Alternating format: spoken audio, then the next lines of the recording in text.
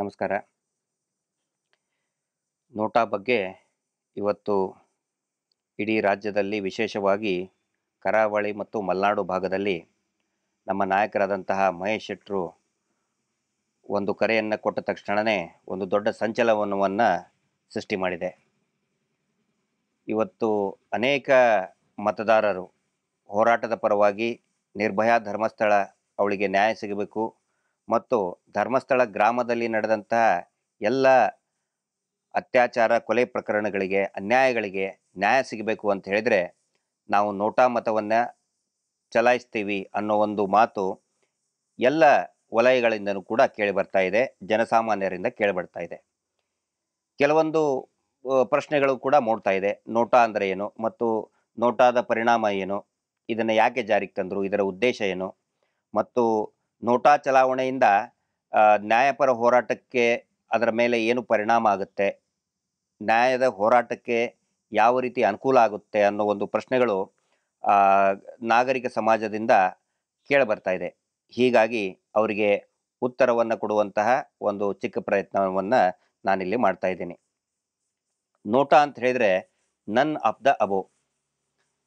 ಕನ್ನಡದಲ್ಲಿ ಹೇಳಬೇಕಾದ್ರೆ ಮೇಲಿನ ಯಾವ ಅಭ್ಯರ್ಥಿಗಳು ಕೂಡ ನಮ್ಮಿಂದ ಮತ ಪಡೆಯಲು ಅರ್ಹರಲ್ಲ. ಅದರ ಅರ್ಥ, ಮೇಲೆ ಏನು ಈ ಮತದಾನ EVMನಲ್ಲಿ ಇಲೆಕ್ಟ್ರಾನಿಕ್ ವೋಟಿಂಗ್ ಮಷಿನ್ ಏನಂತ ಇರ್ತದೆ, ಆ ಗುಂಡಿಗಳು ಏನಿರ್ತದೆ, ಅಭ್ಯರ್ಥಿಗಳ ಒಂದು ಲಿಸ್ಟ್ ಏನಿರ್ತದೆ, ಆ ಯಾವ ಅಭ್ಯರ್ಥಿಗಳ ಬಗ್ಗೆನೂ ಕೂಡ ನಮಗೆ ಒಲವು ಇಲ್ಲ ಅಂತ ಇದು ಕೊನೆಯ ಬಟನ್ ಆಗಿರ್ತದೆ, ಕೊನೆಯ ಗುಂಡಿಯಾಗಿರ್ತದೆ. ಆ ಗುಂಡಿಗೆ ಒತ್ತೋದ್ರಿಂದ ನನ್ ಆಫ್ ದ ಅಬೋವ್ ಅಂದರೆ ನಮಗೆ ಯಾರ ಬಗ್ಗೆನೂ ಕೂಡ ಸಮಾಧಾನ ಇಲ್ಲ, ಅವರ ಬಗ್ಗೆ ವಿಶ್ವಾಸಾರ್ಹತೆ ಇಲ್ಲ ಅಂತ ಅಭಿವ್ಯಕ್ತಿ ಮಾಡುವಂತಹ ವಿಧಾನವೇ NOTA, none of the above. ಇದನ್ನು 2013 ಸೆಪ್ಟೆಂಬರ್ 27ರಂದು ನಮ್ಮ ದೇಶದ ಚುನಾವಣಾ ಆಯೋಗ ಇದನ್ನು ಜಾರಿಗೆ ತರ್ತದೆ. ಸೆಪ್ಟೆಂಬರ್ 27, 2013 ಅದೇ ವರ್ಷದಲ್ಲಿ 5 ರಾಜ್ಯಗಳ ವಿಧಾನಸಭೆ ಚುನಾವಣೆಯಲ್ಲಿ ಇದನ್ನು ಜಾರಿಗೊಳಿಸ್ತಾರೆ. ಆನಂತರ 2014 ಲೋಕಸಭಾ ಚುನಾವಣೆಯಲ್ಲಿ ಕೂಡ ಸಂಪೂರ್ಣವಾಗಿ ಇಡೀ ದೇಶಾದ್ಯಂತ ಎಲ್ಲ ಲೋಕಸಭಾ ಚುನಾವಣೆಗಳಲ್ಲಿಯೂ ಕೂಡ ಮತಕ್ಷೇತ್ರಗಳಲ್ಲಿಯೂ ಕೂಡ ನೋಟಾವನ್ನು ಅಳವಡಿಸ್ತಾರೆ, ನೋಟಾದ ಗುಂಡಿಯನ್ನು ಅಳವಡಿಸ್ತಾರೆ. ಹಾಗಿದ್ರೆ ಅದಕ್ಕಿಂತ ಮುಂಚೆನೂ ಕೂಡ ಯಾಕೆ ನಮಗೆ ಇವ್ರು ಯಾರು ಯೋಗ್ಯರಲ್ಲ ಅಂತ ಹೇಳೋ ಅಧಿಕಾರ ಇದ್ದಿದ್ದಿಲ್ವಾ? ಖಂಡಿತ ಇತ್ತು. ಆದರೆ ಅವಾಗ ಒಬ್ಬ ಮತದಾರನಿಗೆ ಹಾಗೆ ಹೇಳಬೇಕಂತ ಹೇಳಿದರೆ ಬ್ಯಾಲೆಟ್ ಪೇಪರ್ನಲ್ಲಿ ಬೇರೆ ಒಂದು ಅರ್ಜಿಯನ್ನು ತಗೊಂಡ್ಕೊಂಡು ಅವನು ಅದರಲ್ಲಿ ನಮೂದು ಮಾಡಬೇಕಾಗಿತ್ತು, ನನಗೆ ಯಾರೂ ಕೂಡ ಯಾವ ಅಭ್ಯರ್ಥಿಗಳ ಬಗ್ಗೆನೂ ಕೂಡ ಆಸಕ್ತಿ ಇಲ್ಲ ಅಂತ. ಆದರೆ ಹಾಗೆ ಹೇಳಿದರೆ ಏನಾಗುತ್ತೆ, ಆ ಸೀಕ್ರೆಸಿ ಅನ್ನೋದು ಉಳಿಯೋದಿಲ್ಲ, ಚುನಾವಣೆಯ ಗೌಪ್ಯತೆ ಉಳಿಯೋದಿಲ್ಲ. ಆ ಚುನಾವಣಾ ಮತಗಟ್ಟೆಯ ಅಧಿಕಾರಿಗಳ ಮುಂದೆ ಹೇಳಿದ ತಕ್ಷಣವೇ ಅದು ಗೌಪ್ಯವಾಗಿ ಉಳಿಯೋದಿಲ್ಲ. ಗೌಪ್ಯವಾಗಿಯೇ ಮತದಾನ ಹಾಕುವುದು ಪ್ರತಿಯೊಬ್ಬ ಮತದಾರನ ಹಕ್ಕು. ಹೀಗಾಗಿ ಆ ಗೌಪ್ಯತೆಯನ್ನು ಉಳಿಸ್ಕೊಂಡು ಮತ್ತು ತಿರಸ್ಕಾರ ಮಾಡುವಂತಹ ಹಕ್ಕನ್ನು ಚಲಾಯಿಸುವುದು, ಅದಕ್ಕೋಸ್ಕರ ಅದು ಮತದಾನದ ಏನೊಂದು ಮತಯಂತ್ರದಲ್ಲಿನೇ ಈ ನೋಟಾ ಗುಂಡಿಯನ್ನು ಅಳವಡಿಸಿದ್ದಾರೆ. ಇದು 2013 ಸೆಪ್ಟೆಂಬರಿಂದ ಜಾರಿಗೆ ಬಂತು ಮತ್ತು ಲೋಕಸಭಾ ಚುನಾವಣೆಯಿಂದ ಇಡೀ ದೇಶಾದ್ಯಂತ ಅದು ಜಾರಿಗೆ ಬಂತು. ಇಲ್ಲಿ ಇನ್ನೊಂದು ಪ್ರಶ್ನೆ ಬರ್ತದೆ, ನೋಟಾವನ್ನು ಯಾಕೆ ಜಾರಿಗೆ ತಂದರು, ಏನದಕ್ಕೆ ಕಾರಣ?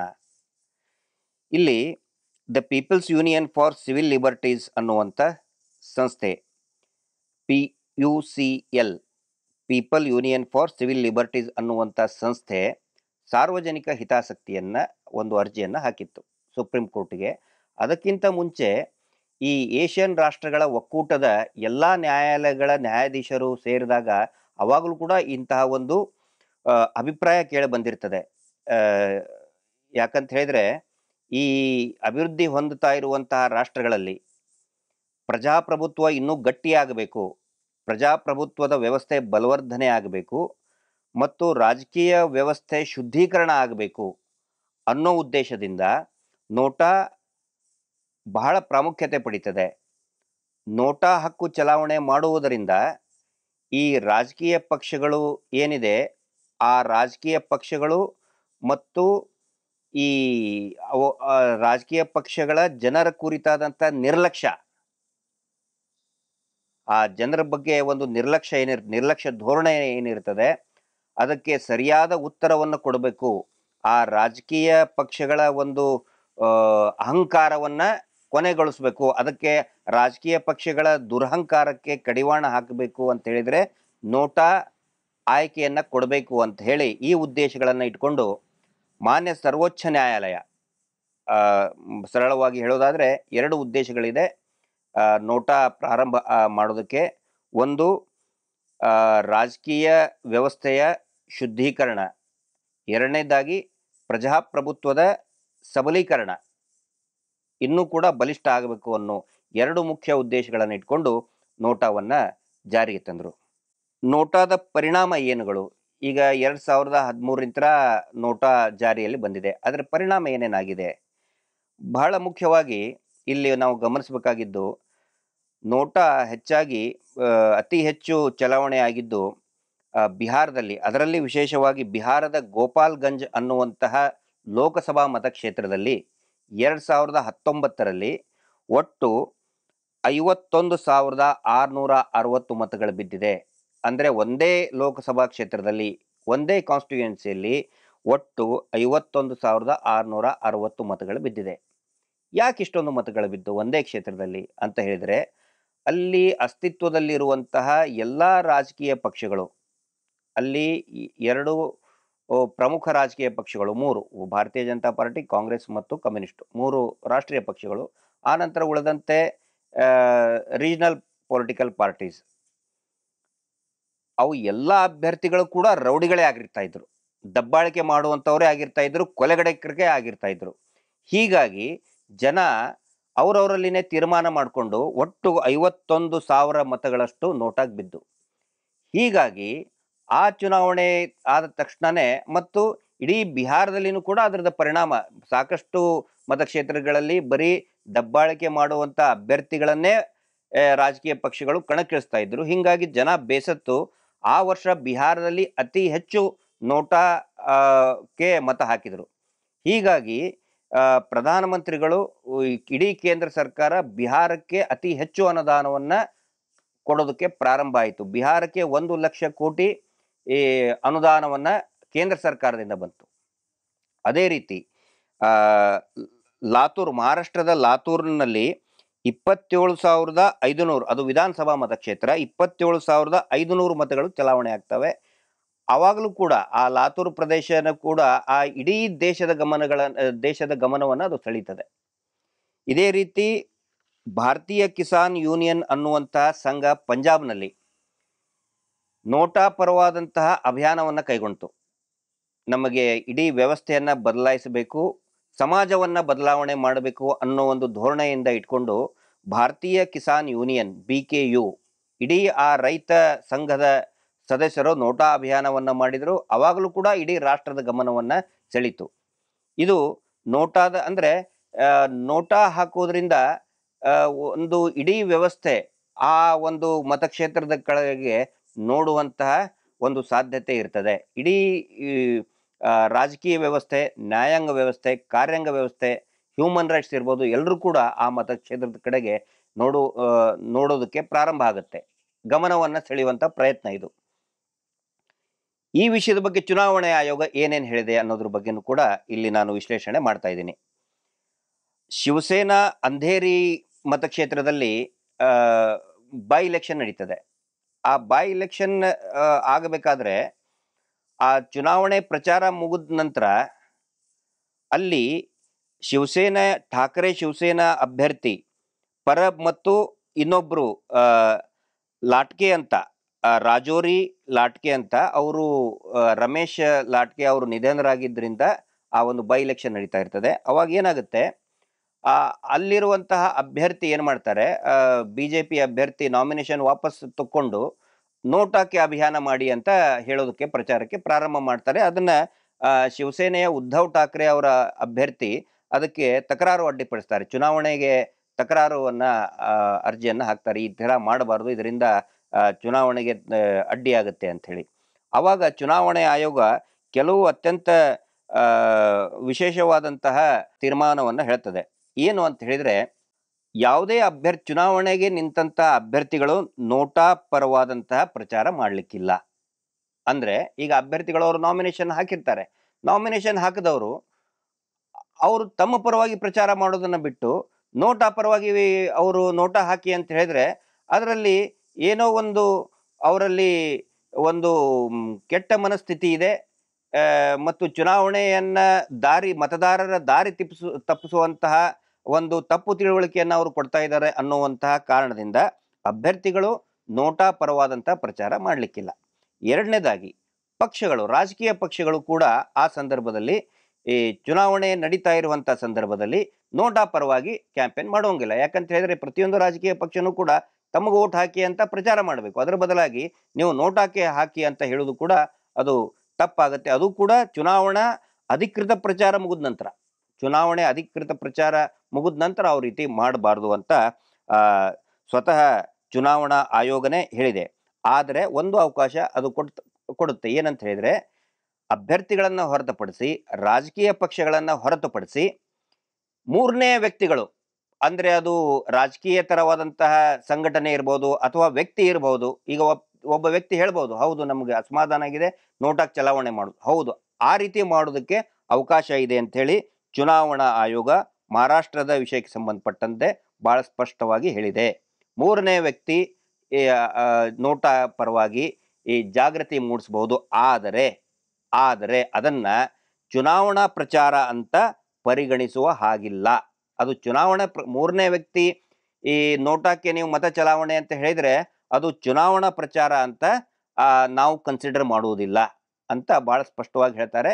ಇದರ ಅರ್ಥ ಏನಂತ ಹೇಳಿದ್ರೆ, ನಾವು ಜನಜಾಗೃತಿ ಕಾರ್ಯಕ್ರಮಗಳನ್ನ ಹಮ್ಮಿಕೊಳ್ಳಬಹುದು, ಜನಜಾಗೃತಿಗೋಸ್ಕರ ನಾವು ನೋಟಾ ಅಭಿಯಾನವನ್ನ ಮಾಡಬಹುದು ಅಂತ ಇದು ಮಾನ್ಯ ಚುನಾವಣಾ ಆಯೋಗದ ಒಂದು ಹೇಳಿಕೆ, ತೀರ್ಮಾನ.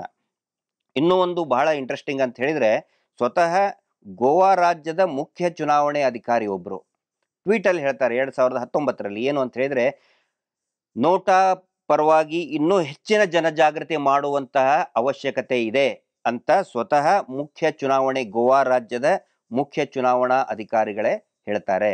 ಜನಸಾಮಾನ್ಯರಲ್ಲಿ ನೋಟಾ ಬಗ್ಗೆ ಜಾಗೃತಿ ಮೂಡಿಸುವಂತ ಅವಶ್ಯಕತೆ ಇದೆ ಅಂತ ಹೇಳಿ ಅವರು ಕೂಡ ಟ್ವೀಟ್ ಮಾಡಿದ್ದು ಇಡೀ ದೇಶದ ಗಮನವನ್ನ ಸೆಳೀತದೆ. ಈಗ ಸುಪ್ರೀಂ ಕೋರ್ಟ್ ಏನ್ ಹೇಳುತ್ತೆ?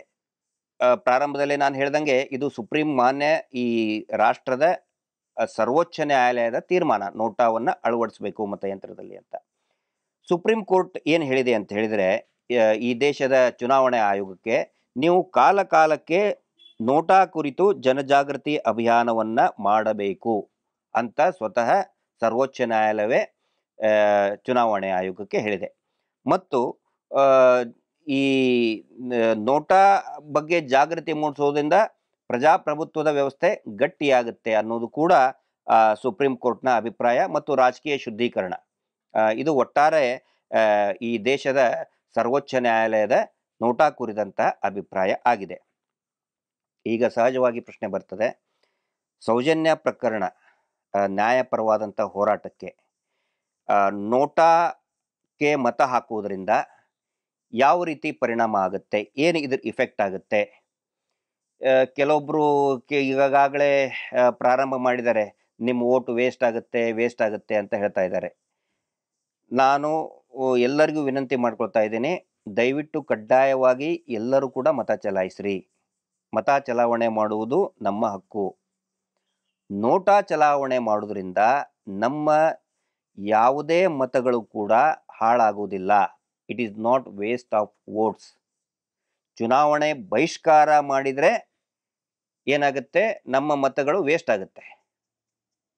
ಆದರೆ ನಾವು ಮತ ಚಲಾವಣೆ ಮಾಡುವುದರಿಂದ, ನಾವು ನೋಟಾಕ್ಕೆ ಹಾಕುವುದರಿಂದ ಒಂದು ಸ್ಪಷ್ಟ ಅಭಿಪ್ರಾಯ, ನಾವು ದೇಶಕ್ಕೆ ಮತ್ತು ಇಡೀ ರಾಜ್ಯಕ್ಕೆ, ಚುನಾವಣೆ ವ್ಯವಸ್ಥೆಗೆ, ನ್ಯಾಯಾಂಗ ವ್ಯವಸ್ಥೆಗೆ ಮತ್ತು ಶಾಸಕಾಂಗ ವ್ಯವಸ್ಥೆಗೆ ಒಂದು ಸ್ಪಷ್ಟ ಸಂದೇಶವನ್ನು ಕೊಟ್ಟಂಗಾಗುತ್ತೆ. ಏನು ಅಂತ ಹೇಳಿದರೆ, ನಾವು ಈ ಭಾಗದ ಜನ, ಇಲ್ಲಿಯ ಜನಪ್ರತಿನಿಧಿಗಳಿಂದ ಬೇಸತ್ತಿದ್ದೇವೆ.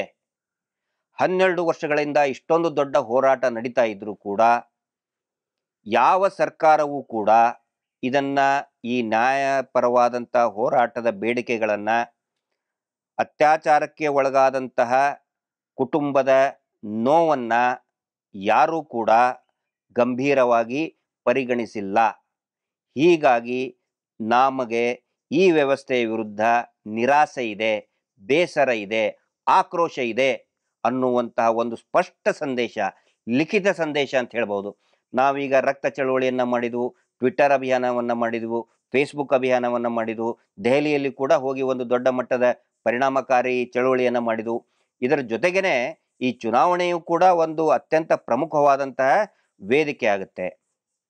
ಒಂದು ವೇಳೆ 1 ಲಕ್ಷಕ್ಕಿಂತ ಅತಿ ಹೆಚ್ಚು, ಬಹುಶಃ ಜನರು ಮನಸ್ಸು ಮಾಡಿದರೆ 2-3 ಲಕ್ಷಕ್ಕಿನ್ನೂ ಕೂಡ ದಾಟಬಹುದು. ಆದರೆ 1 ಲಕ್ಷಕ್ಕಿಂತ ಅತಿ ಹೆಚ್ಚು ಮತಗಳು ಏನಾದರೂ ನೋಟಾಗಿ ಬಿದ್ದರೆ ಖಂಡಿತವಾಗಿ ಇಡೀ ದೇಶ ಈ ಕರಾವಳಿ ಭಾಗಕ್ಕೆ, ತುಳುನಾಡಿನ ಕಡೆಗೆ ನೋಡ್ತದೆ. ಹೌದು, ಈ ಜನರಿಗೆ ನ್ಯಾಯದ ಹಸಿವಿದೆ, ಈ ಭಾಗದ ಜನರು ಬೇಸತ್ತಿದ್ದಾರೆ, ನಮ್ಮ ಪಕ್ಷದ ಜನಪ್ರತಿನಿಧಿಗಳಿಂದ ಜನರು ಬೇಸತ್ತಿದ್ದಾರೆ, ಹೀಗಾಗಿ ನ್ಯಾಯದ ಅವಶ್ಯಕತೆ ಇದೆ ಅನ್ನುವಂಥ ಒಂದು ಸ್ಪಷ್ಟ ಸಂದೇಶ ಇಡೀ ವ್ಯವಸ್ಥೆಗೆ ಹೋಗುತ್ತೆ. ಇವತ್ತು ನೋಡಿ, ನಾನು ಗೋಪಾಲ್ಗಂಜ್ ಅನ್ನುವಂಥ ಕ್ಷೇತ್ರದ ಅದನ್ನ ಪೂರ್ತಿಯಾಗಿ ದಾಖಲೆ ತೆಗೆದು ನಾನು ನೋಡಿ ಹೇಳ್ತಾ ಇದ್ದೀನಿ. ಯಾಕೆ ಅಂತ ಹೇಳಿದ್ರೆ, ಇಡೀ ದೇಶದಲ್ಲಿ ಅತಿ ಹೆಚ್ಚು ನೋಟಾಗಿ ಬಂತು, ಹೀಗಾಗಿ ಪ್ರತಿಯೊಬ್ಬರು ಕೂಡ ಅದರ ಕಡೆ ನೋಡ್ತಾ ಇದ್ದಾರೆ. ಇಲ್ಲಿ ಮಂಗಳೂರು, ಚಿಕ್ಕಮಗಳೂರು, ಉಡುಪಿ ಮತ್ತು ಮಂಗಳೂರು ಲೋಕಸಭಾ ಕ್ಷೇತ್ರಗಳಲ್ಲಿ ಅತಿ ಹೆಚ್ಚು ಸಂಖ್ಯೆಯಲ್ಲಿ ನೋಟಾ ಪರವಾಗಿ ಮತ ಚಲಾವಣೆ ಮಾಡಿದರೆ ಖಂಡಿತವಾಗಿಯೂ ಕೂಡ ಪ್ರತಿಯೊಬ್ಬರು ಕೂಡ ಈ ಕಡೆಗೆ ಒಂದು ಗಮನವನ್ನು ಹರಿಸ್ತಾರೆ. ಹೀಗಾಗಿ ನಾನು ವಿನಂತಿ ಮಾಡ್ಕೊಳ್ತಾ ಇದ್ದೀನಿ, ಎಲ್ಲ ಮತದಾರರಲ್ಲಿ ಕೂಡ ಯಾರು ಸೌಜನ್ಯ ಪರವಾಗಿ ಇದ್ದೀರಿ ನೋಡಿ, ಒಂದು ಹೆಣ್ಣು ಮಗುವನ್ನ, ಶಾಲೆಗೆ ಹೋದಂತಹ ಹೆಣ್ಣು ಮಗುವನ್ನ, ಅದು ಉಪವಾಸ ಇದ್ದಂತ ಹೆಣ್ಣು ಮಗುವನ್ನ ದಿನದ ಬೆಳಕಿನಲ್ಲಿನೇ ಅಪಹರಣ ಮಾಡಿ, ಗುಂಪು ಅತ್ಯಾಚಾರ ಮಾಡಿ, ಕಚ್ಚಿ ಕೊಲೆ ಮಾಡಿ, ಮರ್ಮಾಂಗದಲ್ಲಿ ಮಣ್ಣು ಹಾಕಿ ತುಂಬಿ ಅತ್ಯಂತ ಅನಾಗರಿಕವಾಗಿ ಎಸೆದು ಹೋಗ್ತಾರೆ. ಅವ್ರ ಬಗ್ಗೆ ಯಾವುದೇ ತನಿಖೆ ಆಗಲ್ಲ ಅಂತ ಹೇಳಿದ್ರೆ, ಇನ್ನು ನಮ್ಮ ಮಕ್ಕಳನ್ನ ನಾವು ಹೇಗೆ ರಕ್ಷಣೆ ಕೊಡಬೇಕು? ರಕ್ಷಣೆ ಕೊಡೋದು ಕೂಡ ನಮ್ಮ ಪಾಲಕರ ಜವಾಬ್ದಾರಿ ಅಲ್ವಾ? ನಮ್ಮ ಮಕ್ಕಳು ಶಾಲೆಗೆ ಹೋಗ್ತಾ ಇರ್ತಾರೆ, ಕಾಲೇಜ್ಗಳಿಗೆ ಹೋಗ್ತಾ ಇರ್ತಾರೆ, ಅದಕ್ಕೆ ಹೋಗ್ತಾ ಇರ್ತಾರೆ, ಟ್ರಿಪ್ಗಳಿಗೆ ಹೋಗ್ತಿರ್ತಾರೆ. ಇದೇ ರೀತಿ ಏನಾದರೂ ಪರಿಸ್ಥಿತಿ ಮುಂದುವರೆದರೆ ನಮ್ಮ ಹೆಣ್ಣು ಮಕ್ಕಳನ್ನ ರಕ್ಷಣೆ ಮಾಡೋರು ಯಾರು? ಯಾಕೆ ಅದ್ರ ಬಗ್ಗೆ ಯಾರು ಕೂಡ ಇಷ್ಟೊಂದು ಗಂಭೀರತೆಯನ್ನು ತಗೊಳ್ಳಿಲ್ಲ? ಮಾಧ್ಯಮದವರು ಮಲಗಿದ್ದಾರೆ ಅಥವಾ ಮಲಗದಂತೆ ನಟನೆ ಮಾಡ್ತಾ ಇದ್ದಾರೆ. ಜನಪ್ರತಿನಿಧಿಗಳು ಅದರ ಬಗ್ಗೆ ಈ ತುಂಬಾ ತಾತ್ಸಾರವಾದಂತ ಮನೋಭಾವನೆ ಇಟ್ಕೊಂಡಿದ್ದಾರೆ. ಬಿಡು, ದಕ್ಷಿಣ ಕನ್ನಡ ಅಲ್ಲ, ನಮಗೆ ಓಟ್ ಹಾಕ್ತಾರೆ. ದಕ್ಷಿಣ ಕನ್ನಡ ಅಲ್ವಾ, ಕಾರ್ಯಕರ್ತರು ನಮ್ಮ ಜೊತೆಗಿದ್ದೇ ಇರ್ತಾರೆ. ಇದು ಕಾರ್ಯಕರ್ತರಿಗೂ ಕೂಡ ಒಂದು ಒಳ್ಳೆಯ ಅವಕಾಶ. ಇವತ್ತು ಕಾರ್ಯಕರ್ತರಂದ್ರೆ ಏನಾಗ್ಬಿಟ್ಟಿದೆ, ಬೇಕಾದಂಗೆ ಉಪಯೋಗಿಸ್ಕೊಳ್ಳೋದು, ಕೈ ಬಿಡೋದು, ಯೂಸ್ ಅಂಡ್ ಥ್ರೋ, ಉಪಯೋಗಿಸ್ಕೊಂಡು ಡಸ್ಟ್ಬಿನ್ ನಲ್ಲಿ ಹಾಕ್ಬಿಡೋದು. ಕಾರ್ಯಕರ್ತರಿಗೂ ಭಾವನೆಗಳು ಕೂಡ ಒಂದು ಬೆಲೆ ಇಲ್ಲ. ನಾಯಕರು ಯಾವತ್ತಿಗೂ ಕೂಡ ಸ್ಪಂದನೆ ಮಾಡಲೇ ಇಲ್ಲ. ಧರ್ಮಸ್ಥಳ ಗ್ರಾಮದಲ್ಲಿ ಆದಂತಹ ಅತ್ಯಾಚಾರಗಳು ನಾವು ಕೇಳ್ತಾ ಇರೋದು ಬರೀ ಸೌಜನ್ಯ ಒಂದೇ ಅಲ್ಲ, ಸೌಜನ್ಯಕ್ಕಿಂತ ಹಿಂದೆ ಅನೇಕ ನೂರಾರು ಹೆಣ್ಣು ಮಕ್ಕಳು, ಅದರಲ್ಲಿ ಚಿಕ್ಕ ಮಕ್ಕಳ ಹೆಣ್ಣು ಮಕ್ಕಳ ಅತ್ಯಾಚಾರ ನಡೆದಿದೆ, ಕೊಲೆ ನಡೆದಿದೆ. ನಾರಾಯಣ ಮತ್ತು ಯಮುನಾ ಅಂತ ಪಾಪ ಒಬ್ಬ ಬಡಪಾಯರ ಕಗ್ಗೊಲೆ ನಡೀತು, ಯಾವುದೇ ತನಿಖೆ ಇಲ್ಲ. ರಾಜಕೀಯ ಪಕ್ಷದವ್ರು ಏನು ಮಾಡ್ತಾ ಇದ್ದಾರೆ? ಹೀಗಾಗಿ ಅವರಿಗೆ ಉತ್ತರ ಕೊಡೋದಕ್ಕೆ ಇದೊಂದು ಸದಾವಕಾಶ. ದಯವಿಟ್ಟು ನಾನು ಎಲ್ಲಾ ಮತದಾರರಲ್ಲಿ ವಿನಂತಿ ಮಾಡ್ಕೊಳ್ತಾ ಇದ್ದೀನಿ, ಈ ನೋಡಿ, ನಾವು ಮತದಾರರಾಗಿ ಯಾರು ದುರಹಂಕಾರದಿಂದ ನಡ್ಕೊಳ್ತಾ ಇದ್ದಾರೆ ಅವರಿಗೆ ಒಂದು ಪೆಟ್ಟು ಕೊಡೋದನ್ನ ನಾವು ಕಲಿಬೇಕು. ಅವರಿಗೊಂದು ಪೆಟ್ಟು ಕೊಟ್ಟಾಗ ಮಾತ್ರ ಮುಂದೆ ಅವರು ನಮ್ಮ ಎಲ್ಲಾ ಸಮಸ್ಯೆಗಳಿಗೂ ಕೂಡ ಸ್ಪಂದಿಸ್ತಾರೆ. ಇಲ್ಲ ಅಂತ ಹೇಳಿದ್ರೆ ಬಿಡು, ನಾವು ಹೇಳ್ದಂಗೆ ಕೇಳ್ತಾರೆ. ಮತದಾರರು ಯಾವುದೇ ಪಕ್ಷದ ಜೀತದ ಆಳುಗಳಲ್ಲ ಅನ್ನೋದನ್ನ ಇಲ್ಲಿ ನಾನು ಸ್ಪಷ್ಟಪಡಿಸ್ತಾ ಇದ್ದೀನಿ.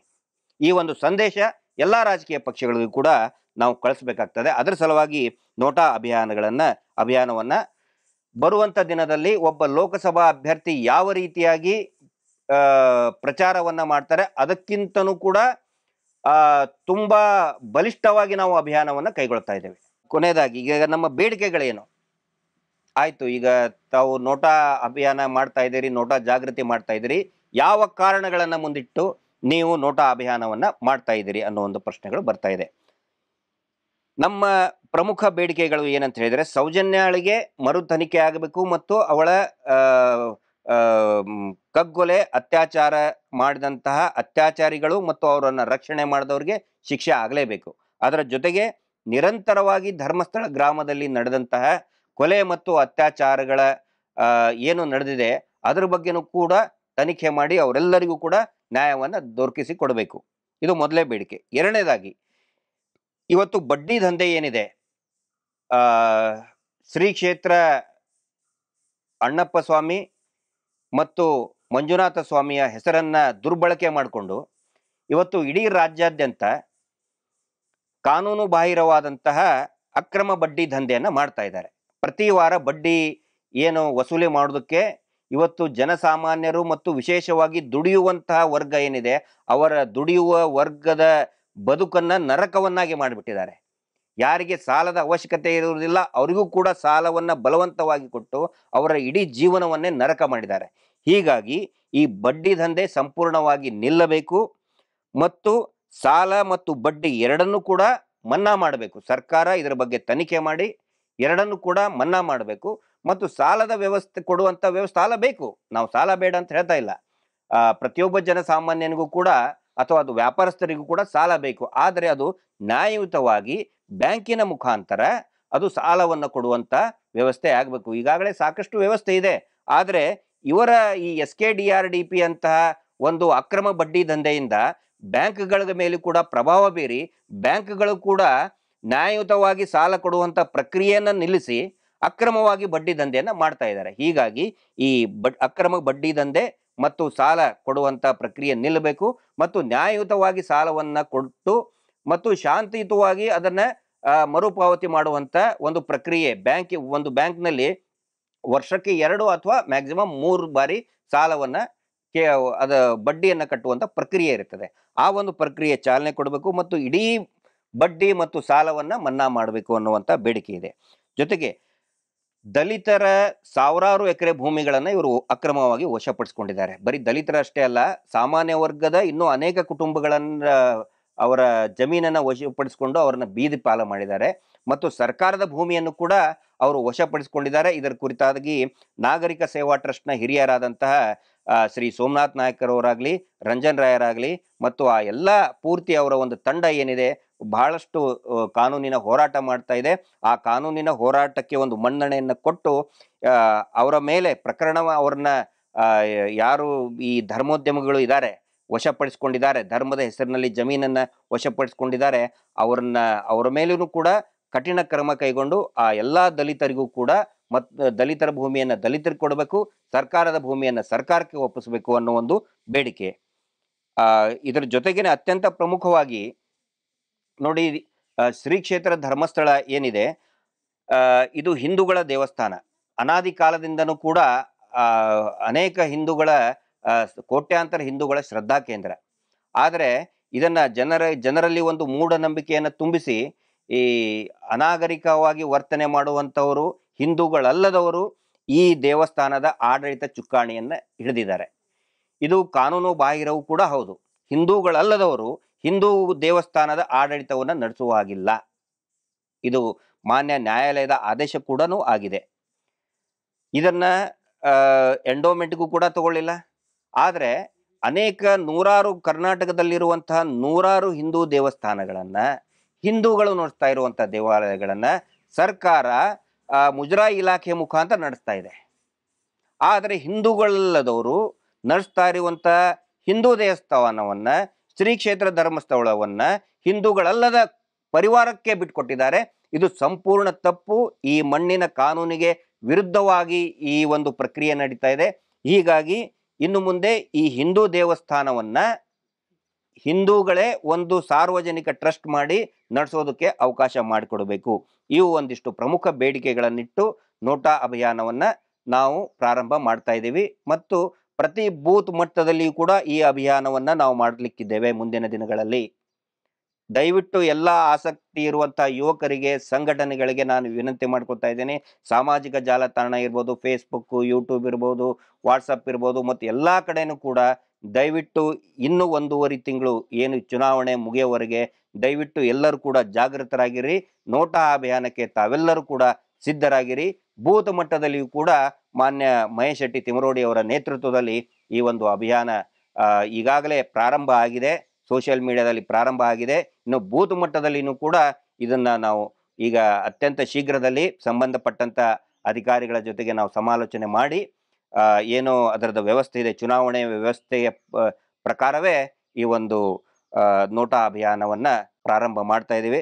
ದಯವಿಟ್ಟು ಎಲ್ಲರೂ ಕೂಡ ಸಹಕಾರ ನೀಡಬೇಕು, ಈ ನ್ಯಾಯಪರ ಹೋರಾಟದ ಜೊತೆಗೆ ಇರಬೇಕು ಮತ್ತು ಇಡೀ ರಾಷ್ಟ್ರಕ್ಕೆ ಒಂದು ದೊಡ್ಡ ಸಂದೇಶವನ್ನು ಕೊಡೋಣ. ಯಾರೋ ಇಷ್ಟೊಂದು ಅನಾಗರಿಕವಾಗಿ ಒಂದು ಹೆಣ್ಣು ಮಕ್ಕಳ ಮೇಲೆ ನಡ್ಕೊಳ್ತಾ ಇದ್ದಾರೆ, ಅವರಿಗೆ ಶಿಕ್ಷೆ ಆಗಲೇಬೇಕು ಅನ್ನೋ ಒಂದು ಗಟ್ಟಿ ನಿರ್ಧಾರದಿಂದ ನಾವು ಈ ಒಂದು ಅಭಿಯಾನವನ್ನ ಬಹುಶಃ ಇಡೀ ದೇಶದ ಇತಿಹಾಸದಲ್ಲಿ ಹೋರಾಟದ ದಾರಿಯಲ್ಲಿ ಇದೊಂದು ವಿನೂತನ ಪ್ರಯೋಗ, ಒಂದು ವಿಶಿಷ್ಟ ಪ್ರಯತ್ನವನ್ನ ನಾವು ಮಾಡ್ತಾ ಇದ್ದೀವಿ.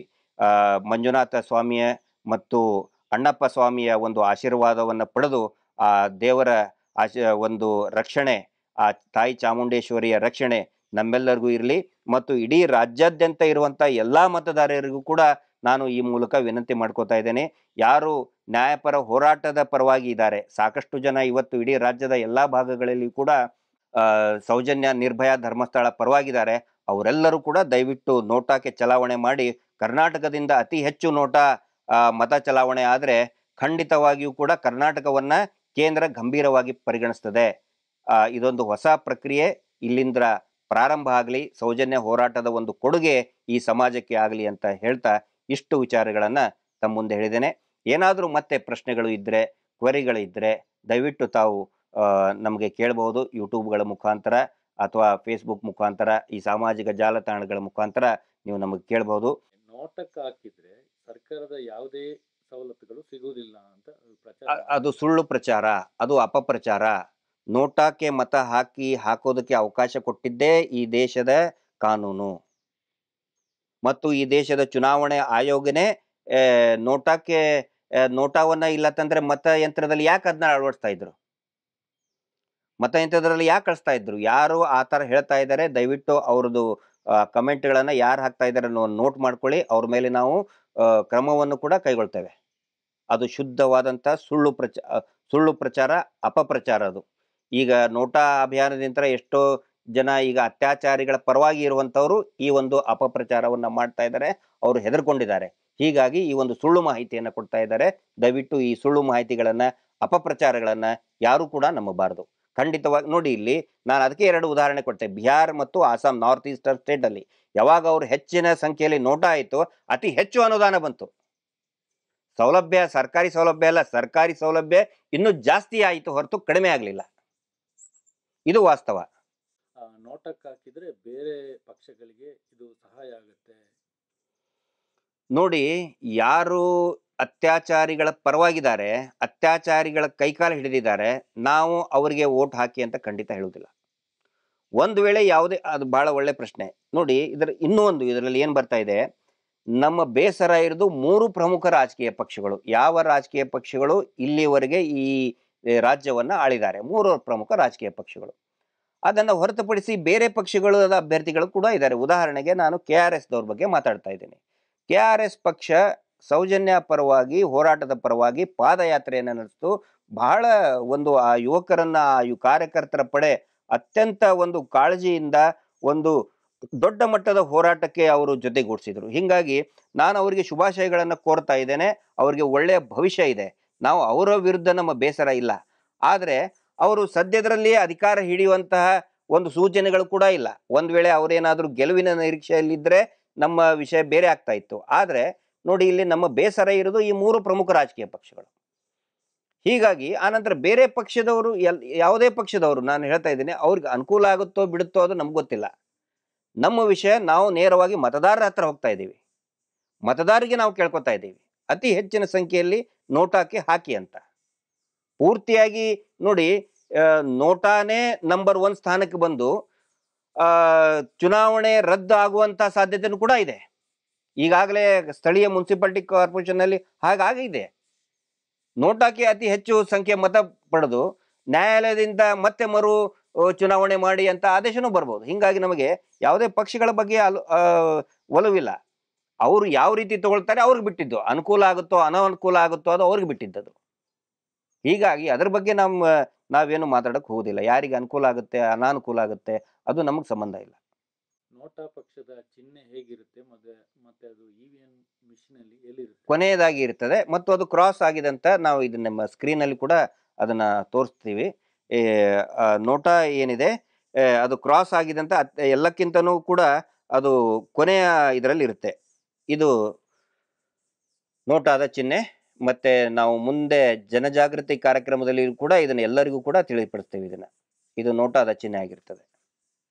ನೋಟಾ ಬಗ್ಗೆ ಇದು ಚುನಾವಣಾ ಪ್ರಚಾರ ಅಂತ ಕನ್ಸಿಡರ್ ಆಗೋದಿಲ್ಲ. ಇದು ಜನಜಾಗೃತಿ ಕಾರ್ಯಕ್ರಮ ಅಂತ ಇದನ್ನ ನಾವು ಮಾಡಬೇಕಾಗ್ತದೆ. ಚುನಾವಣಾ ಆಯೋಗನೇ ಹೇಳಿದೆ, ಮೂರನೇ ವ್ಯಕ್ತಿ ನೋಟಾ ಬಗ್ಗೆ ಮಾತಾಡಿದರೆ ಅದು ಚುನಾವಣಾ ಪ್ರಚಾರ ಅಲ್ಲ, ಅದು ಜನಜಾಗೃತಿ ಕಾರ್ಯಕ್ರಮ ಅಂತ ಸ್ವತಃ ಚುನಾವಣೆ ಆಯೋಗ ಹೇಳಿದ್ರಿಂದ ನಾವು ಇದನ್ನ ಜನಜಾಗೃತಿ ಅಭಿಯಾನ ಅಂತ ನಾವು ಮಾಡ್ತಾ ಇದ್ದೀವಿ.